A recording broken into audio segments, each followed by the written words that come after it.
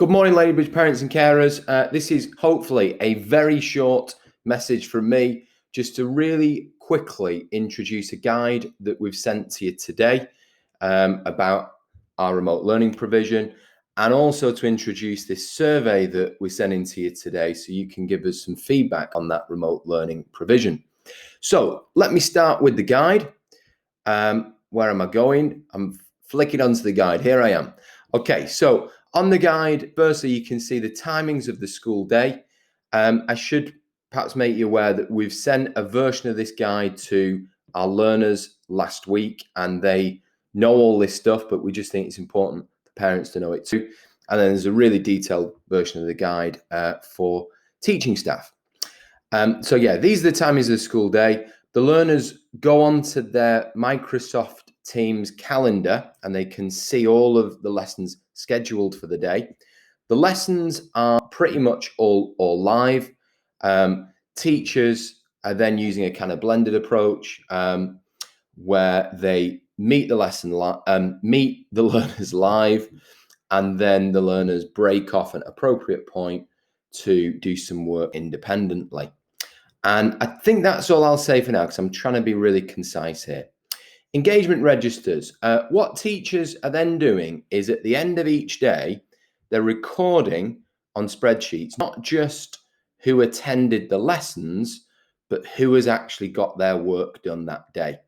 So the emails that you get from us aren't just telling you whether they've turned up, they're telling you whether they've done the work. So that will explain why you might have seen your son or daughter sitting at the computer all day and appearing to attend all of the lessons, but then getting an email suggesting that their engagement wasn't fully complete. That'll be because they've not actually got all of the work done. And just to be upfront with you about that, we're setting the bar really high in terms of our expectations, but you've got a chance today to give us feedback on the survey that I'm going to tell you about, to indicate to us as to whether we're setting those expectations too high. I'll just tell you a bit about this one for a bit. Because those expectations are high, we're not setting additional homework, but I do want to tell you a little bit about additional things that your child can do. So firstly, we're really encouraging all of our learners to engage in daily and weekly reviews of what they've learned, where they look back over what they've learned and they test themselves on the stuff that they've learned.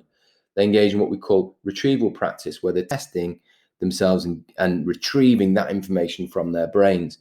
I'm telling you now, right, this is the most important thing that a young person can do to improve their academic learning and their academic progress. Daily and weekly reviews that they do independently, please believe me, are transformative in terms of their achievement. Another thing that the learners can do is engage in what we're calling our grade A attitude to learning tasks. So teachers are setting additional optional tasks that learners can engage in to deepen their knowledge and understanding, and to provide the opportunity for the learners to do something that's a bit different.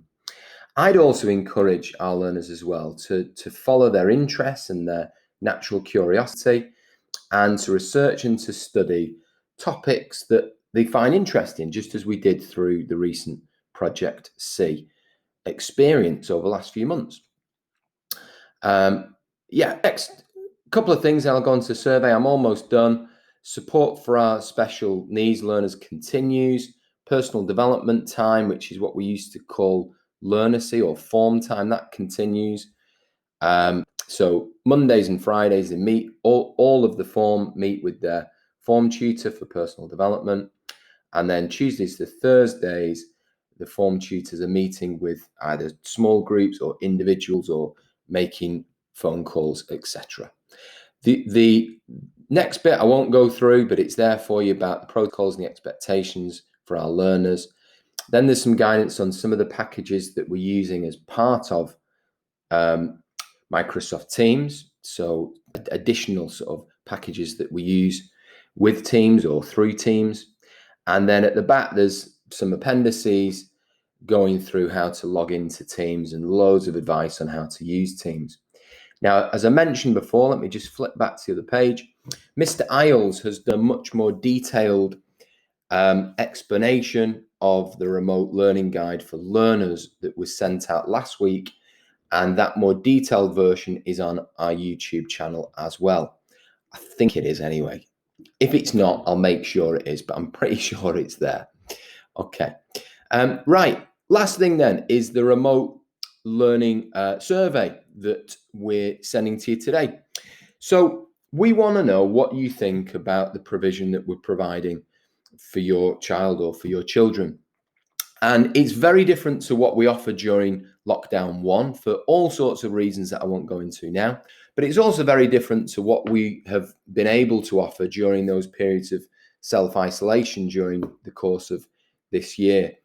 It's really worth bearing in mind that there's a very good reason for that, which is that teaching staff were having to cover, in most cases, for absent colleagues during those periods of self-isolation.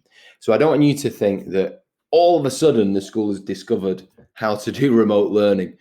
It's not really like that. We've done training every week, literally every single week the entire year on remote learning. So yes, that expertise is built up over time, but the major reason why you're seeing a very different offer now to what you've seen before is the fact that teachers are available to focus 100% of their time on remote learning. But yeah, it doesn't mean what we're offering is perfect. And that's the whole point of this form. We want your feedback on it. So we want you to give us an overall rating for the quality of the provision. So like a out of 5, like a starred rating. Tell us what's gone well. Tell us what we need to improve. And as I mentioned before, tell us a bit about the workload demands. So I'm really curious about this. Are we getting our expectations right, or are we expecting too much or too little? Tell us what you think. The daily engagement emails, I'm really interested in what you think. We're emailing you every day to tell you about the engagement. As I said before, it's not just whether they're turning up, but it's whether they're getting the work done. So is that going really well for you? Are you really happy to receive those? Is that really useful? Or did you know that stuff anyway? Or is it too general to be helpful? Because one of the challenges that we've got is we can't really give you individual feedback on every piece of work for every subject to parents to indicate whether the work's being done. So the emails are very general. So are they too general to be helpful? Let us know. And are there any barriers to successful remote learning? And if so, what are those barriers? So with those, you can tick more than one. And what we're also going to be doing is next week, we're going to be out and about in the community, making stationery available for any families that want books, paper, pencil case equipment, pens, pencils, rulers, etc. So if you could tick there to indicate if you need any of those things, and we're going to be out and about delivering those and making those available within the local community. And then obviously, lastly, tell us your child's name, form group, and then the year group so that we can filter for that. That is it. I don't know how long that was, but I was trying to be as concise as I possibly can. I hope I succeeded, and I hope that you're all well, and take care. And that's it from me. Thank you very much, everyone. Thank you so much for all your support. It's wonderful. Thank you. Thanks, everyone. Have a good day and a really good weekend as well. Thanks.